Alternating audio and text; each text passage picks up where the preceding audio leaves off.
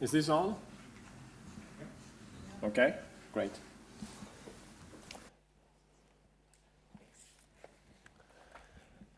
Thank you very much for that. I usually, when I go out and talk to people, I usually try to hook on to what was said just before. But my Icelandic is unfortunately way too bad for that. So I'm kind of blinded right here in the beginning. Might be goods and bads about that. Okay, great. So, yes, it's of course a real pleasure to be here again on Iceland. As said, as far as I remember, it was 1997 that I was here the first time. And since then, I've had the pleasure to work with a lot of people. Quite a few, or maybe all of them are here today. I've kind of fallen in love with Iceland. That's not so strange, maybe you think. And I know that there's a lot of tourists, and that development is quite tremendous over those last 20 years. Anyway, I had in mind to just briefly go into what SNS is. I don't know if everyone knows about it, we can do it very quickly, otherwise I will give it a couple of minutes. And also if you, I don't know if that was said here in the beginning, but if you feel that you don't really understand, 45 minutes of not understanding, especially at the very beginning, will be quite painful for you. So if you have any questions, try to, I will give the opportunity to interrupt me all through the way. There's always a risk doing that, of course, but I think we can manage it. Yes, I think we skipped the bit. This was already said. SNS is a collaborative unit for forestry research in the Nordic countries, and the idea is to promote research for sustainable forestry, create synergy, develop new areas for research, promote cooperation, and of course international contacts, not only within the Nordic countries, but also elsewhere, not the least within Europe. Of course, to communicate the results of the research, and also advise as good as we can the Nordic Council of Ministers in related questions. Has been there for a while, and this was the reason why I came to Iceland the first time. Someone said yesterday that while the Nordic collaboration is very important for Iceland, but maybe not so much for a country like Sweden. But I don't fully agree with that, because all our students that are coming into research, they usually start within the Nordic collaboration and create their network. So it is a very important project or cooperation. So as you might understand, it's involving the Nordic countries, and right now it's chaired by Sweden, hosted by SLU. We have a board. We meet a little bit here and there. We try to go around the Nordic countries. Financing comes through the Nordic Council of Ministers primarily, and it's used for Center of Advanced Research, bigger networking initiatives. We have yearly networks. We have research projects. And a continuous evaluation of this is always there. A few examples of how SNS is contributing to a more sustainable forest in the Nordic countries. Climate change, of course, is part of the focus, reduce the effects, and new markets for wood products is another thing. Paper is old. Climate change and globalization, just a snapshot. And now I will come into the actual talk. And I don't know if Edda has changed my heading since she wrote the last email about what I was supposed to talk about. So anyway, forest research in the Nordic countries, trends and future prospects. And of course it would be, well, it's a tricky task, right? And if you say the Nordic countries, you limit yourself to the Nordic countries, you have a problem right there. So I will go through some bigger trends just to get you started.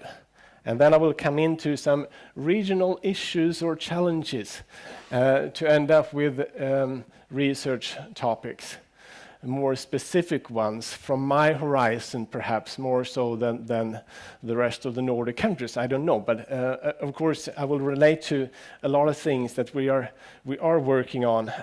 And behind all this is, of course, things like Edda told me. At least I thought she told me. I might be wrong with that. That there will be around 20-30 people. So we can have an intimate discussion, and that's what I thought. We can, of course, have a discussion, but it might not be so as intimate. But anyway, so I brought some materials. Of course, I realized quite soon that 130 or 40 people or whatever you're here is a bit different. Anyway, this is the 25 cases for sustainable change. A project under what is called the Nordic Baltic, the Nordic Bioeconomy Panel, working with a new strategy for the Nordic countries within the bioeconomy. So that's something that is behind. You have the Agenda 2030, of course. It's behind all this stuff. It's very important, especially in Sweden, in Europe, and elsewhere as well. And it's also part of, I'm now holding up the Nordic Forest Solutions. Edda knows everything about it. If you have questions, then I'm not around here. I will be around, though, during the day. I might not be sitting here all the time, but I will join in the afternoon and in the evening as well. So, just to give you some examples of things behind this presentation.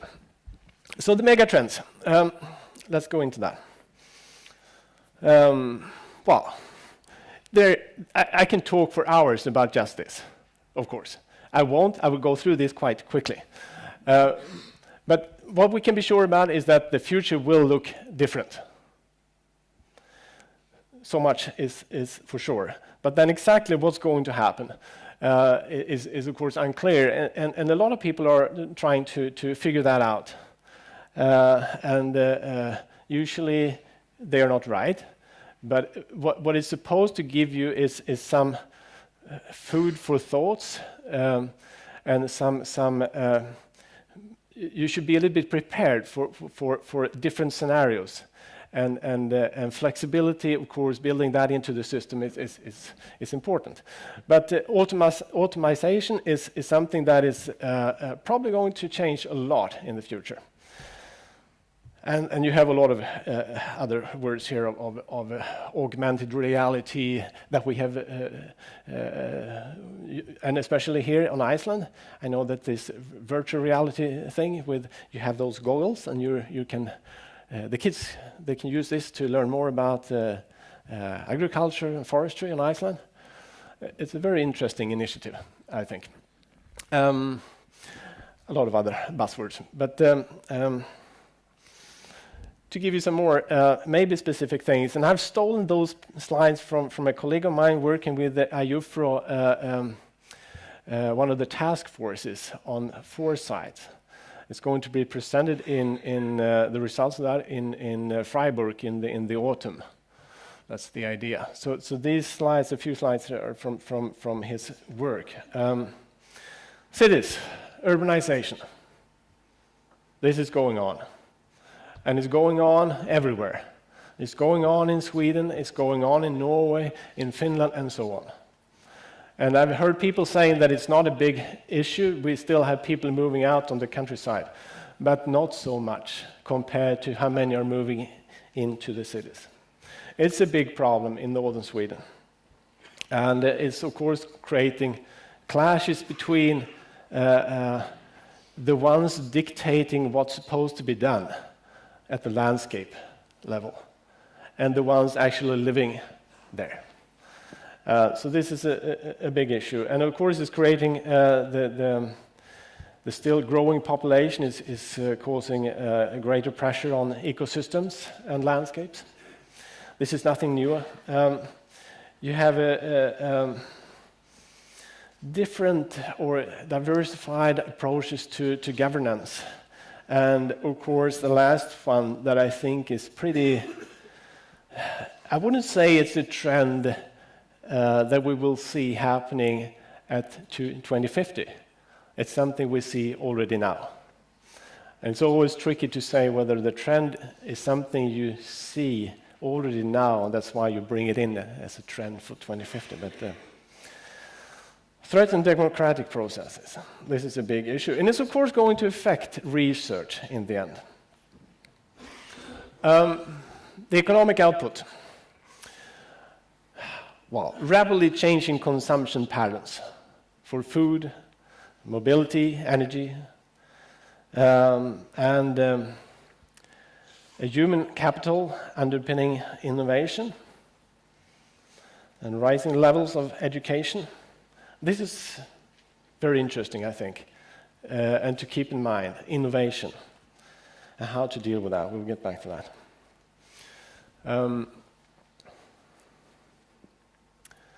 Emerging economies, you know about that.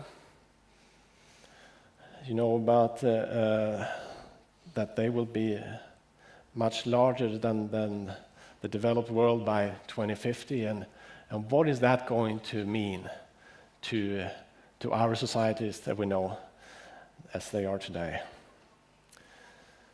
Yes, demographics, education, capital investment, and so on, highly affected.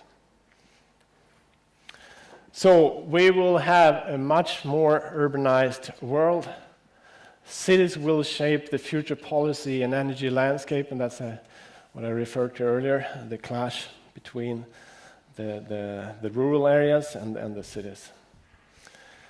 It's going to drive land use change, and the urban green infrastructure is part of the future. So these are some of those things that are brought up in this work with the EUFRO task force. Then we have some research trends that could be of certain interest to highlight.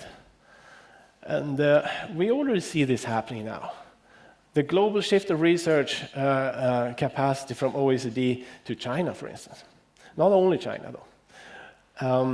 I've had the opportunity to work for IKEA in China, and I was there in 2000.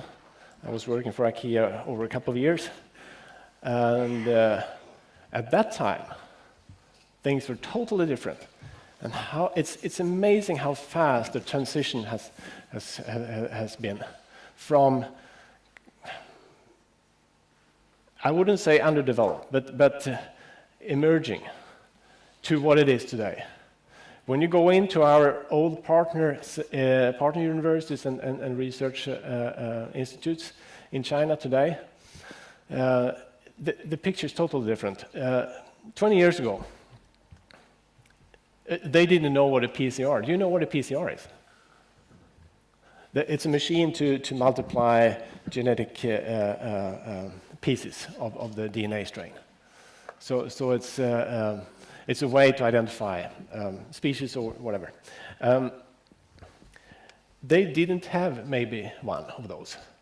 Today you go into the lab facilities and you see 20 or 40 of those machines side by side. The development is so fast that it's almost scary. And again, collaboration, of course, is something that you have to keep in mind. Funding of research and development is made through large companies rather than through public funds. I don't know if I agree with that totally, but this is one of the ideas. And this is, of course, also going to change the arena for doing research. So that communication, I would say, would be a lot more important, and the ability to sell what you're supposed to do. We still have to sell it to the governmental agencies, but not in the same way as you have to do when you work with companies. And of course, there could be risks with that.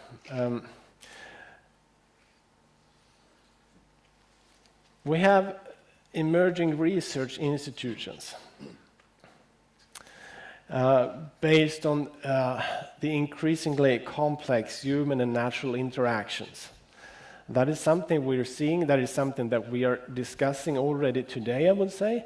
I've been sitting in this National Forest Program process in Sweden over the last year and a half, and this is something that we bring up as something we should try to create, to bring up more, to boost innovation, creativity, and so on.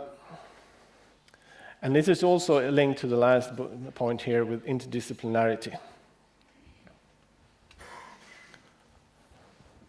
You're still with me? That's great. Some scenarios here for Europe. Small population, aging economies. These are the big losers. If you keep that in mind and you work with this in a certain way, maybe this is not going to be the case. And you look at what has happened in Sweden over the last 2 years, where we had a tremendous influx of people over a very short period of time. And quite a few of those are pretty young. But without them, this would probably be the case for Sweden. Right now, I'm not so sure. We will see. Redefinition of the basis of profit and loss, progress and value creation. And the GDP is one example of that. Didn't put that picture in here. You know that we're maybe looking into changing from, well, people are already doing that, governments. When you look at growth, should you look at GDP or should you look at something different? And we're looking at many different other kind of indexes or indices for development and growth.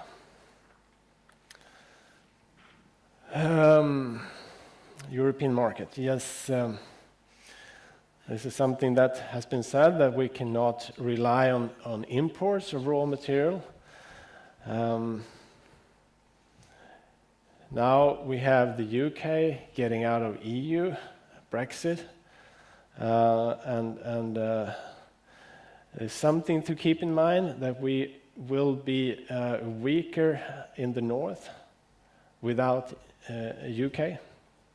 And that is true to a great extent, because they've had about the same ideas on things.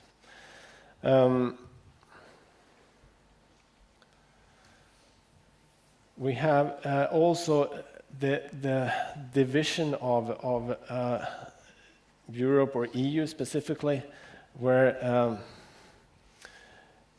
the northern part will be distinctly different from the southern part. But I don't know exactly how yet. It's said here that the north will be the zone for investment, income, and multiple use, and the south for biodiversity, carbon sequestration, protection, and recreation. I will give you some other slides here, and we will see what you think about that. Policy development in EU controlling the north. And this is also something that is of utmost interest and already today. Okay, forestry then. The landscape perspective is something that is being brought up all the time already today. And the development for integrated food, fiber, feed, and energy systems. Then we have cross-sectoral partnerships to meet the demand from society, and I have a specific slide on that. So system analysis of the whole value chain to develop new systems for natural resource management, something that we see will potentially be more important. Adaptive forestry practices for multiple objectives, another of those key things. And innovation and growth being having a huge potential. Bio-based products. And I will get back to these things a little bit later. Okay.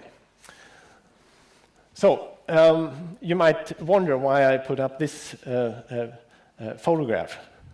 And I talk about cross-disciplinarity.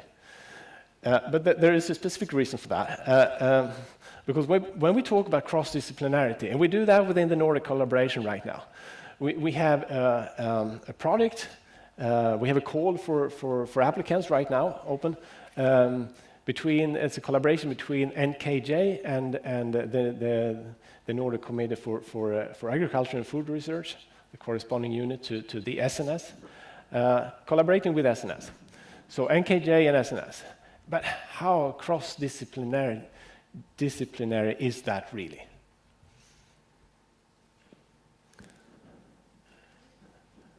Thumbs up if you think that is really cross-disciplinary. Not very. No, I wouldn't say it's very. And that's why I put up this picture, because how many have a forestry education in here? Up with your hand. Not everyone. And then, of course, I get very curious about the rest. But we take that later. So how many of you studied with architects? One, a couple actually, but quite a few. Maybe 1 or 2% of the total audience in here. How many of you studied with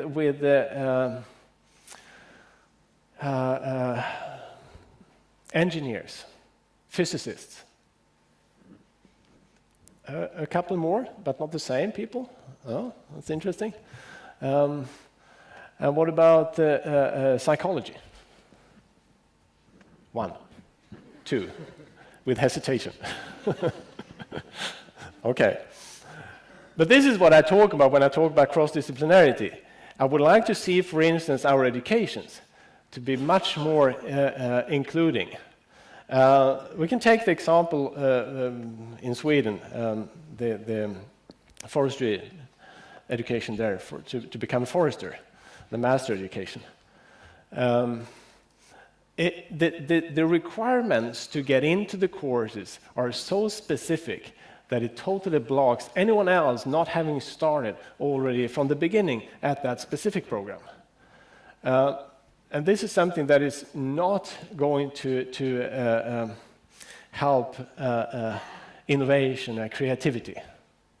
And it's also going to restrict the communication within society. You get these, what do you call it, funnels or cylinders or very strict division of people into different disciplines.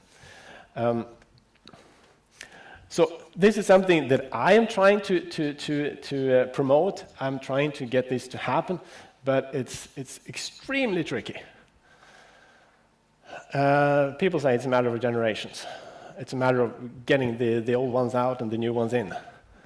But the old ones are still raising the young ones on the way into the system. So I think that this is a leadership question, and it just has to be done. So, and that's why I brought this picture up. You got the connection now with the design and.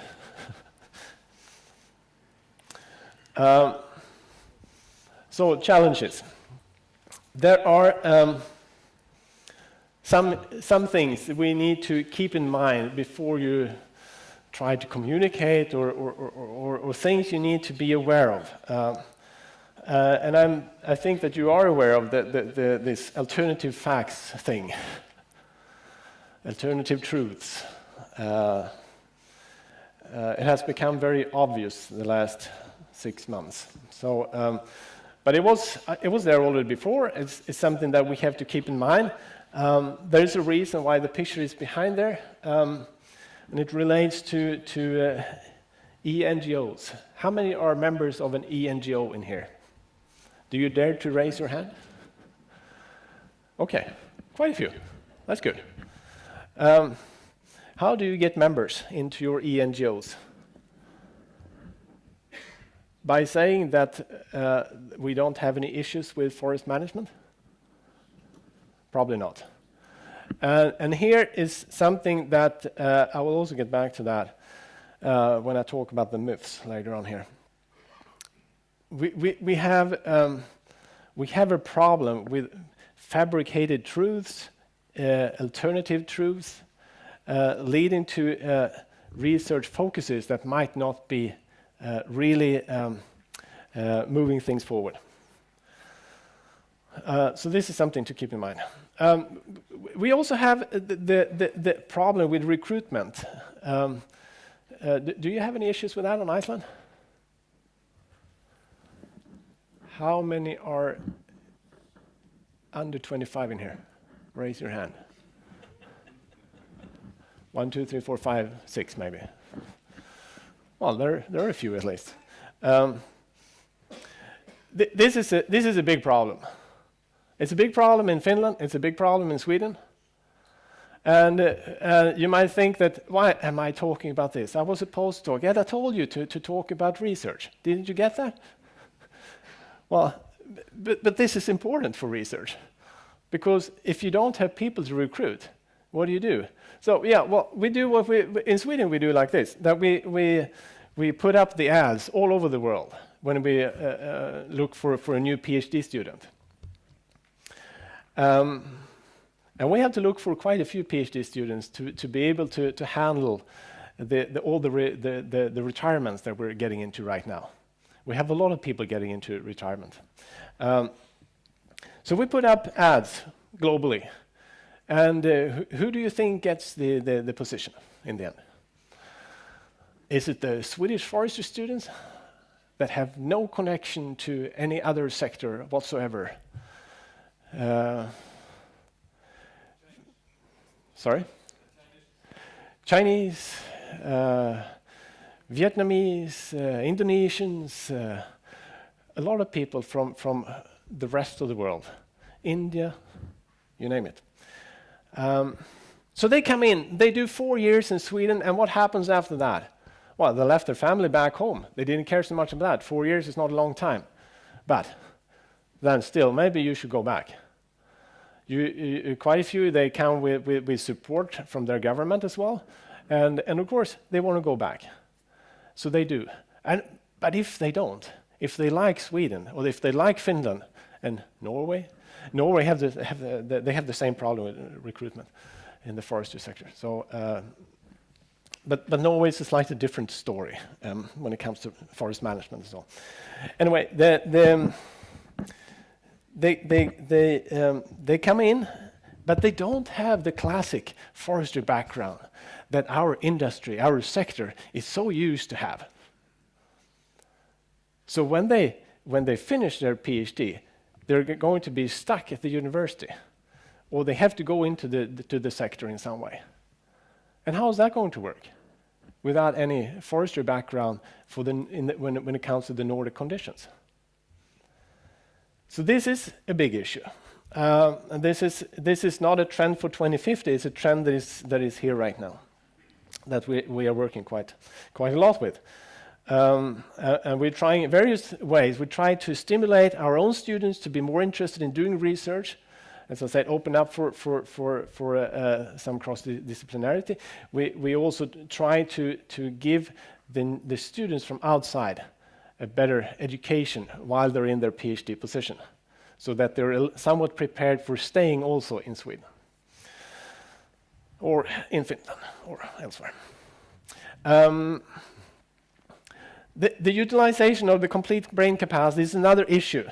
And Edda knows that I usually talk about that. Odelstein, he knows that I like to talk about this too. It's a bit tricky to do a quick scan here, but it doesn't look as bad. It looks quite good, I would say, compared to some other areas in the Nordic countries. The students coming into the education, the students continuing to PhD if they're Swedish, and the ones continuing maybe in research at a high level. They are from in Sweden. They are from the northern part, the inner part of or the northern part, if you put it that way. A kind of restricted area, a depopulated area. So you get a certain amount of people, a certain group of people, and they're very homogeneous. And this is a problem, I think. It's a problem for innovation. It's a problem for creativity. And when it comes to research, as you know, this is exactly what we're supposed to do. So the other thing here coming naturally is, of course, innovation. This is what EU is asking for. This is what the National Forest Program was focusing on: innovation and jobs.